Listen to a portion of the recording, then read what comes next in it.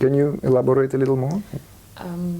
You say awakening and the body, but is it really, what kind of awakening is it of your true self? So is it the true self, will you remember it in the next life? For the one who is awakened, there's no next life. Right. There's no next or past or this or that.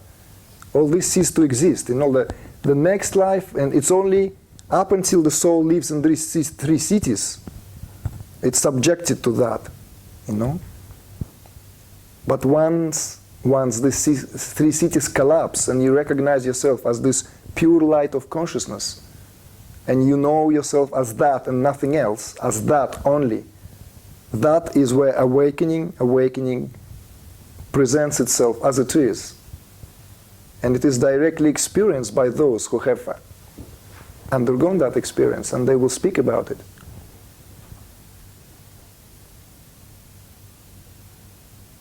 Once you know yourself beyond that what these superimpositions are, then what are the coming and going? Who is going where, anywhere? Who is coming anywhere, you know? There's no coming, no going. You are what you are. You are that, and all this is that.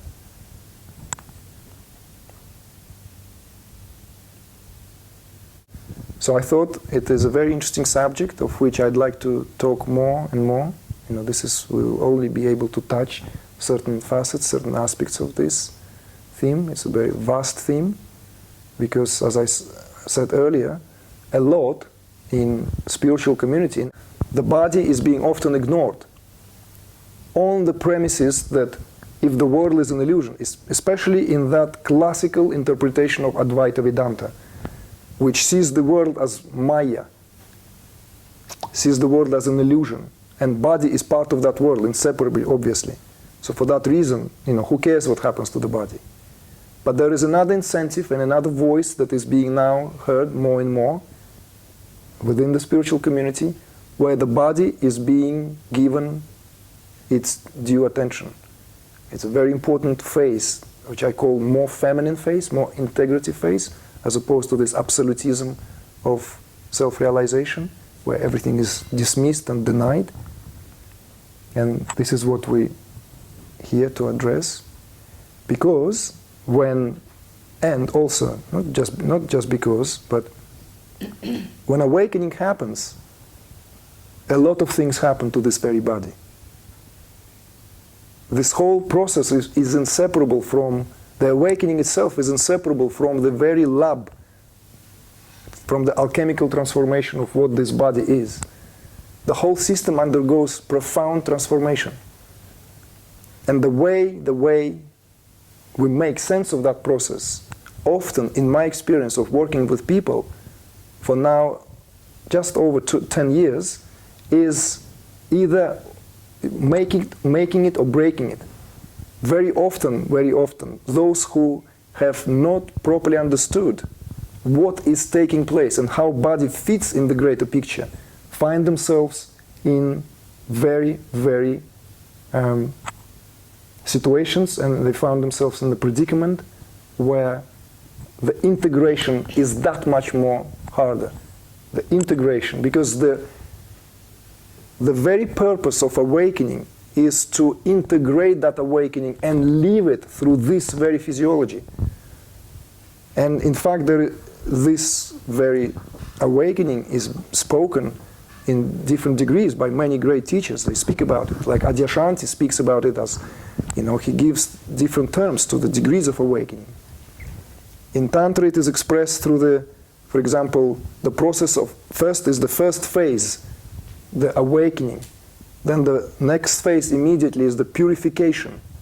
Because as soon as there is awakening, there is immediate purification of what? The system starts to purify itself from deep-seated impressions, from that wheel of samsara that is literally a morphological formation of what we think of ourselves to be, with all our individual story, with all our individual characters, with all the sufferings, with all the joys, with everything that we brought into this world, and which prevents us to experience freedom at every moment. That purification is not a mental, psychological, emotional only. It is deeply rooted in the body. Eckhart Tolle calls it the pain body, because every deep-seated impression finds its manifestation through and on the level of physiology. And it is there, then being freed again, because consciousness, as it awashes itself within this body, prepares this very body for something qualitatively different to be poured into it. And this is the next phase, the reactivation of crucial glands that have been prior to that calcified, shranked, and not functioning properly. When that happens, this is what Jesus said: you don't pour wine into an old whiskey. You don't pour wine in. What it meant is that new consciousness can only reside in purified physiology. Dato, the question.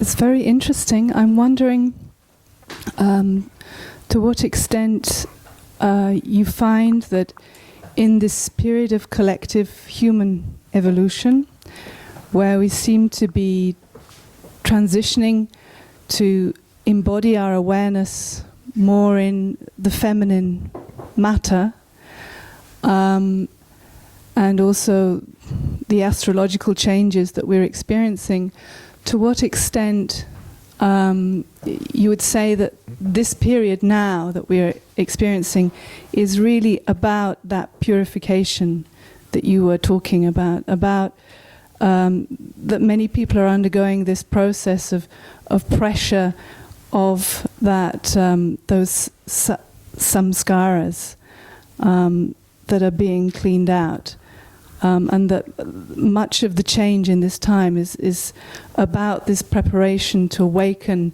and manifest in the physical realm with consciousness, but we're all collectively being shaken by this process. I was just wondering if you see that as a phenomenon that's occurring now. And not only see that, I directly experience that. I directly feel it with my own vibrational field, with my own vibratory, like they say in the States, reality, and the reality of the frequencies. You know, every place, we've been traveling, for instance, every place has its particular energy, its particular frequency, just like, like a certain scent, certain fragrance. Every place, every continent, every city, every place had its own vibration. And all that is obviously inseparable from the greater vibration of this planet, of the Mother Earth.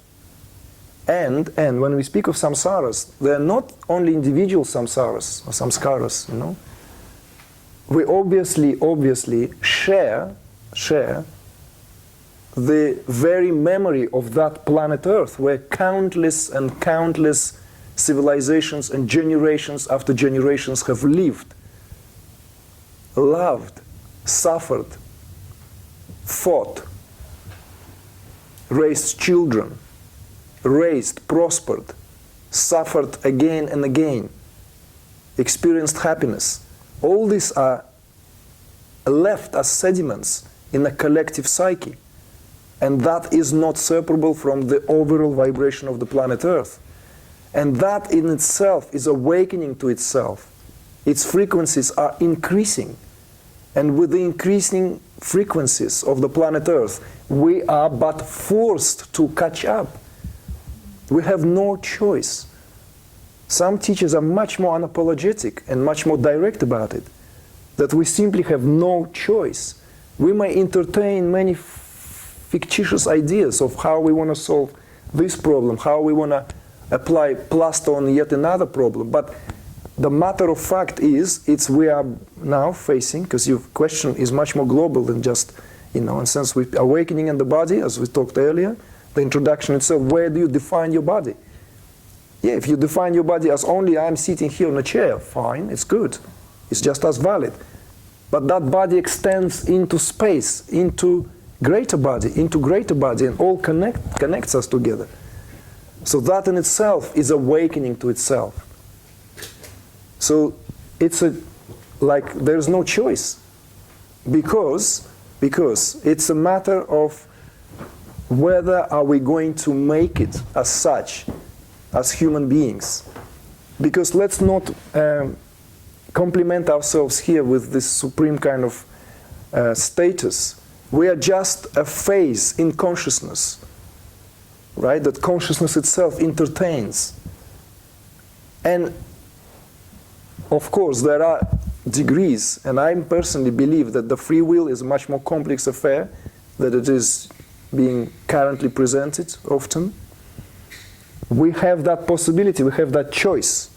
We have that choice where we can exercise what to pick from the field of potentialities. And when we say the field of potentiality, I know that you are very much aware of what the field of potentialities is. The expression of Shakti, or the expression of energy, at its primal level.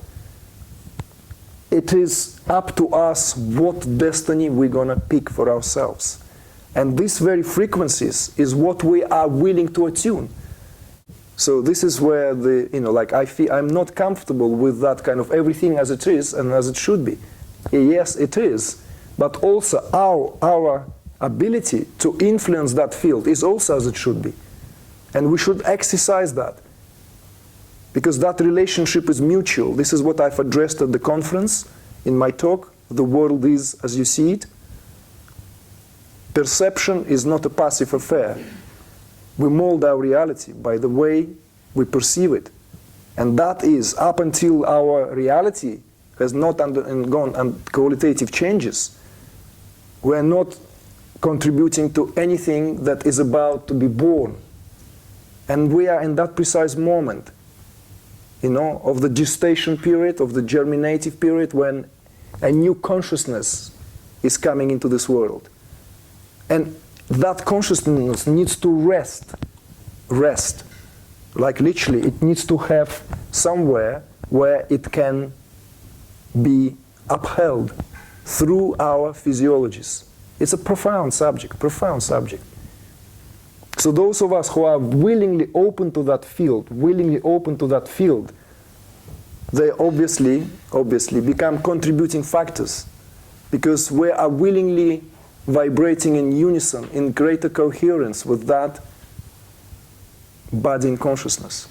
What it will be like, I don't know. Because it's impossible to know, because it's in the form of potentiality.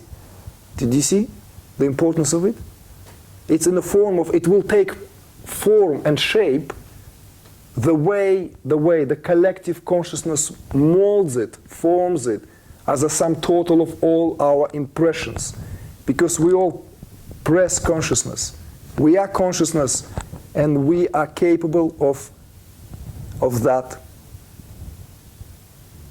which presses consciousness onto itself, because consciousness is self-referral.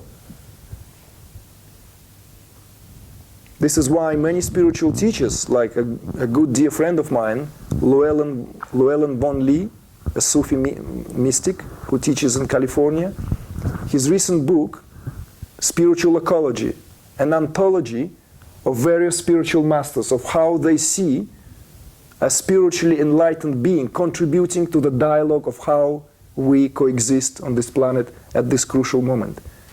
It's not bypassing, it's not a spiritual bypass where we kind of like entered nirvana and who cares what's happening on this planet. It's Maya.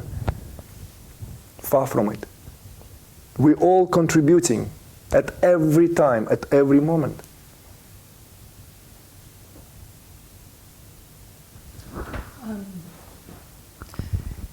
I think before I asked the question, you were about to talk about the container. So you were saying we have the choice which destiny we choose, or which frequency we entertain, or to what extent we align our consciousness or our focus. That is also dependent on the strength of the container or the conductor, if you will. So at any moment in time of the physical body, we have a choice, but that choice is limited by what this physical body can contain. Mm-hmm. So I'm wondering where that can develop. So in other words, your question comes from the limitations, right? Where are we limited? What limits us? Yes, in this? and should I don't know if that's the right word. Is part of the impulse to awaken also involving the intent to open these limitations, to dispel or to widen them? Yes, very. I like that addition very much because it makes much clearer, and the question itself becomes very holistic question. Very, very all-inclusive. It adds that extra dimensionality. So perhaps it would be important to say is that wherever we put our attention to something, we magnify its quality. It's in the nature of consciousness itself. It's in the nature of prana. Wherever our attention goes, our awareness goes there. And quantum physicists tell us today that with that, we are capable always, very important, of altering the very content of that which we put our awareness on. It is in the nature of consciousness. It is the very much observed wave versus particle, right? So this is what I mean, that consciousness as the universe is almost as a molten flux. It's always ready to take shape according to where its inherent tendencies are projecting, and how in that matrix of creation, in that holographic universe, everything takes shape in accord with which consciousness entertains itself. So when we place our attention towards awakening, towards realization of who we really are as opposed to who we think we are or who we are accustomed to identify, there is tremendous amount of energy immediately flows there. It's natural. And here immediately I want to say, I disagree with those who say that all desires have to be discarded, even desire for liberation. Yes, desire for liberation is the last obstacle for liberation. However, that very desire is crucial in the first place and in intermediate places, because that is the driving fuel. Is that what drives our awareness? And if you cut that, what is going to drive it? And this is why I'm dealing with a lot of people who find themselves, spiritual seekers, in a limbo, in a void. They neither live as pure consciousness, no longer they live like, let's say, so-and-so. They've lost flavor of their individuality, but have not yet partook in the flavor of the self fully. Do you see? Because the desire was abandoned. The intent was abandoned. But that intent is crucial, is very important. That intent manifests and expresses itself in what I talked earlier as tejas. Tejas is that light, is that flame that literally burns that very life with eagerness for realization of one's essential nature. Realization of one's essential nature is the noblest purpose of this life, full stop. You may dismiss it, you may walk around 10 years, 20 years, whatever, next life, 20 lives. Consciousness will come to a point when it will realize, no, all this is deja vu. I want to out of here. I want to know myself of who am I. I want to live my life fully. I don't want to be lost in the labyrinth of all this, like coming and going, coming and going. Waking, dreaming, deep sleep, waking, dreaming, deep sleep, waking, dreaming, deep sleep. That's not all life. That's only the fraction of it, superimposition. So the intent is very important. That intent is that tejas, is that flame that warms us up. Because self-realization is a very lonesome journey. A very lonesome journey. We all may be going there together, but we all going alone. Essentially, this is the truth, that to be realized and not to be afraid and to embrace it. But what gives us strength to walk that journey is the power of tejas. When the tejas is strong, you can literally walk through anything. You can walk through the dark night of the soul. You can walk through anything. Everything will be crumbling next to you. Everything, work, relationships will crumble. You will still stand, because that is like literally a torch, a lamp, a light. That tejas. And that tejas is inseparable from the intent.